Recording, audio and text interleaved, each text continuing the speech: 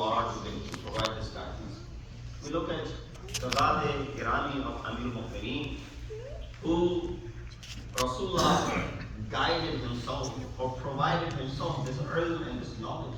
Imam said Rasulullah used to hold me close to his chest and he would provide me with the morsel that he had eaten. And he said every time Rasulullah would give me ulum, every time he would give me, it will open up 1,000 abwab of more ulum. 1,000 doors of sciences would be open from each time Rasulullah would go ahead and provide me something. And so we see this silsila is ladun. This silsila cannot be mistaken. This silsila, you should be proud of the fact that you are those who are the followers of Ithna Asharit in this aspect. We find that there's a lot of, prejudice, there's a lot of ta'assub, and at the same time there's a lot of concentrated effort to go ahead and give a bad name to Tashayyu, and to give or disfigure the aqaid of Tashayyu. There's a concentrated effort that is going on. And these elements want to take you away from the teachings of Ahl-e-Bait. While they might be saying that no, we are the followers of Ahl-e-Bait and we are here as guide and we are providing what we have learned from the maktab of Ahl-e-Bait, but actually no. They are misconstruing, they are changing the figure and the face of the ta'limat of Ahl-e-Bait. There are many elements that are active. It becomes a phenomenon now that so quickly people gain, and right away there's a large following. Right away you see the information that is being decimated. Now some of them will please you by providing the fadail of Ahl-e-Bait. They'll please you by providing the razail of dushmanan Ahl-e-Bait, by providing the matter for tabarra and the matter for tawalla.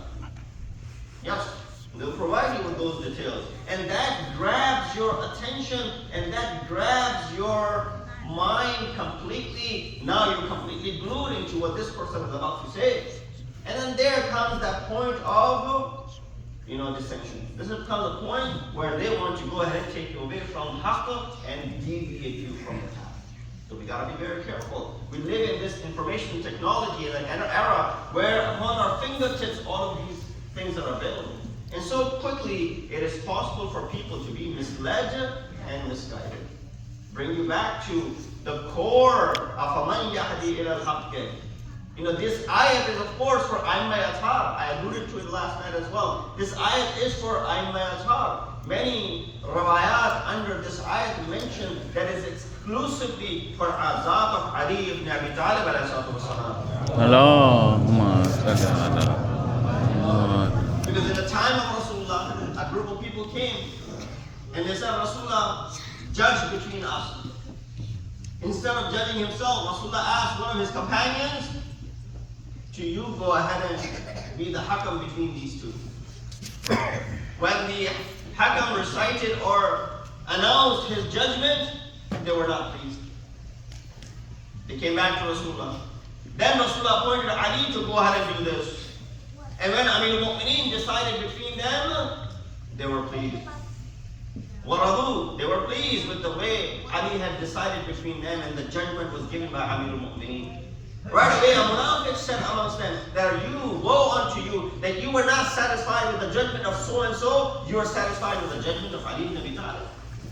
Allah subhanahu wa ta'ala, because Rasul could also be questioned easily at that time, Allah reveals this ayat, أَفَمَنْ يَهْدِي إِلَى الْحَقِّ أَحَقُّ أَنْ يُتَّبَى أَمَّنْ لَا يَهْدِي إِلَّا أَنْ يُهْدَى. That the one who is more deserving to be guiding is the one who has been provided with this guidance himself.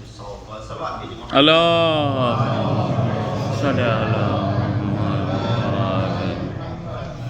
Therefore, we need to make sure that two things are intact, brothers and sisters. I have very little time in my possession because there's matam afterwards, and inshallah, salat is around 7:27. Two things that need to be strong in your life. One, your belief in Qiyamat, and second, your belief in Imamat. Not because these two rhyme with each other, Qiyamat and Imamat. But you need to have strong belief in both of these. Qiyamat is a lot of time taken for granted. We haven't seen it. So we don't know what's going to happen there. And there's doubts created about Qiyamat as well. The Christian version of it, the Jewish version of it. And then within, amongst the Muslims, the different versions that exist. Qiyamat is Qiyamat. It's the day of judgment. The Christian version of Qiyamat is that Jesus died for our sins. No. You will not be held accountable for that. Right? He did our shafa'at, and you can do whatever you want. Islam does not believe in the fact that you will not be tested and tried just because you've done something here. No, you will be held accountable for فَمَنْ يَعْمَلْ مِثْقَالَ ذَرَّةٍ خَيْرٍ يَرَى فَمَنْ يَعْمَلْ مِثْقَالَ ذَرَّةٍ شَرٍ يَرَى. What are you going to do with these ayat? If you're going to go give free passes to people that they can enter into Jannah and paradise without having done anything.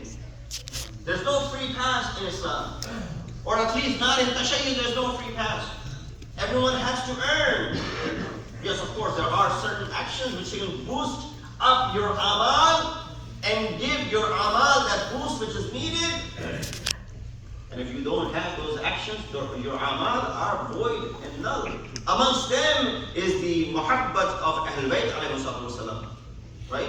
This is something which is obligatory. قُلْ لَا أَسْأَلُكُمْ عَلَيْهِ أَجْرًا إِلَّا الْمَوَدَّةَ فِي الْقُرْبَى. So therefore, that's an area which we don't need to preach our kids anymore. They should already have that level of love. And you know what comes with love? Ittiba comes with love. قُلْ إِن كُنتُمْ تُحِبُّونَ اللَّهَ فَاتَّبِعُونِي. Your claim to love Allah subhanahu wa ta'ala should not be void of not doing the ittiba and the following the Prophet. You say, well, I love Ali, I love Fatima, I love Hassan, I love Hussein, and you name all the Aimma. But there isn't an action that you do which pleases them. If you come to an ordinary person and you ask them to do shafa'at for them. For example, you come and say, Molana, you know the CEO of this company, can you give me a job in that company? And I'm best friends with the CEO. But even me, an ordinary individual, would not go beyond adalat to go ahead and promote you when you don't have the merit. If I went ahead and promoted you based on my relationship, what have I done? Injustice. And now you expect Ahl-e-Bait to do injustice when you have not earned something properly. Our amal are definitely not going to take us on par. This is where we must need, and we definitely need the muhabbat of Ahl-e-Bait.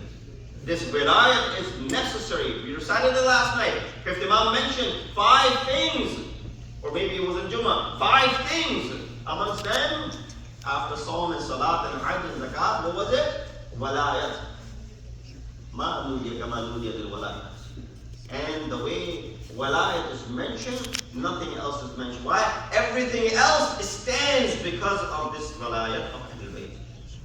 So with that understanding, 2 things need to be very carefully studied. One, your belief in Qiyamat should never stumble over it. You should never have doubts about it.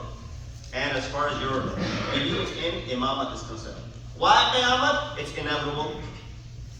It's going to happen. Yawm Taqis, the ayat of Surah Hajj, beginning of Surah Hajj talks about it. And La uqsimu bi yawmil qiyamah. Allah is swearing by it, the day when Qiyamah will take place. So it's inevitable. It will definitely happen. You will encounter this Qiyamah. When Qiyamah is definitely going to happen, your belief should be absolutely pristine regarding this Qiyamah. But how are you going to enter on the day, on the asr of this Qiyamah? Ayat al-Quran says, يَوْمَ نَدْعُو كُلَّ أُنَاسٍ بِإِمَامِهِمْ. On that day we will raise all of mankind with their their Imam. With their Imam. So Qiyamah is inevitable. So you need to have firm belief in Qiyamah.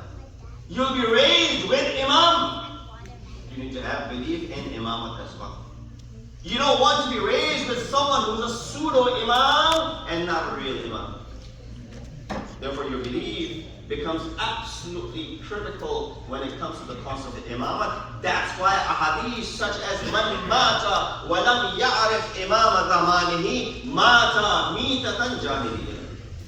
The one who died and did not recognize the Imam of their time died a death of ignorance. You know, the reason that I was talking about the deviations that are happening, and there's a relationship between, I had brought the wasiyat of Amir al-Mu'mineen to share with you, but I won't have time. We see there's a relationship that Amir al-Mu'mineen has with Hazrat Isa. In fact, Rasulullah said too, "O Ali, if I didn't fear what people will do with you the way they did in reference to Isa ibn Maryam, I will mention your fadail, that you will walk by a place, people will pick up the sand from beneath your feet as tabarruk." Oh. So where do you bring this from? Oh, one of those hadiths. No, this is inspired from the ayat of Quran. Go read the story of Samari. He said, "Basartu ma lam yabsuru."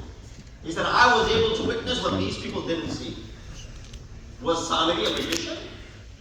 How was he able to deviate people by making this calf talk? Right? This golden calf. Made it talk. How?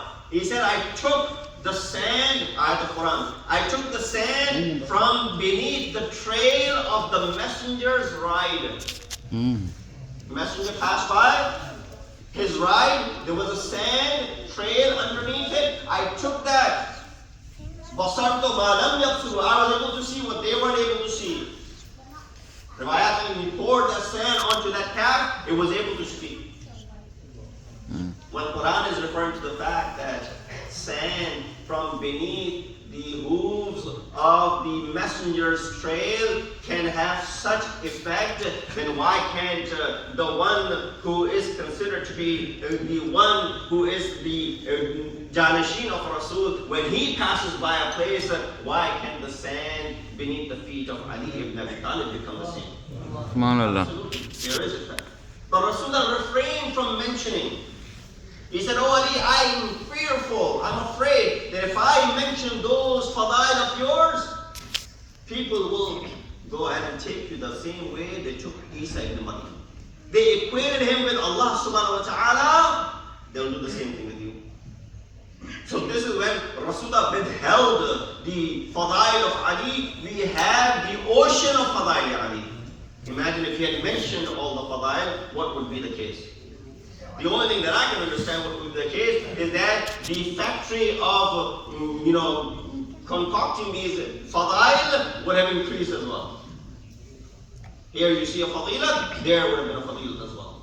But the relationship that Ali has with Isa ibn Maryam. Hazrat Isa was always related to the house of Allah, right? His mother was chosen to be servant of the house